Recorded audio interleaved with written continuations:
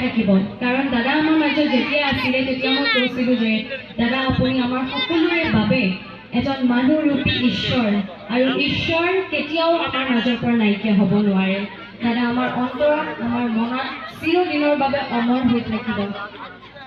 মই এইখিনিয়ে ক'ম আৰু লগতে আপোনালোকক দেখি খুবেই ভাল লাগিছে আজি ইয়াতে উপস্থিত হ'ব পাৰি। গীতৰ কথা কৈছে, গীত আমি সকলোৱে গাম, মায়াবিনী আমি সকলোৱে একেলগে গাম, সহযোগ কৰিব সকলোৱে। কিন্তু মোক যিহেতুকে আপোনালোকে আজি মৌ হিচাপে জানে, আমাৰ প্ৰাণৰ শিল্পী আমাৰ জুবিন দাই মোক এটা চিনাকি দি থৈ গৈছে ৰৈ ৰৈ বিনালেৰ যোগেদি।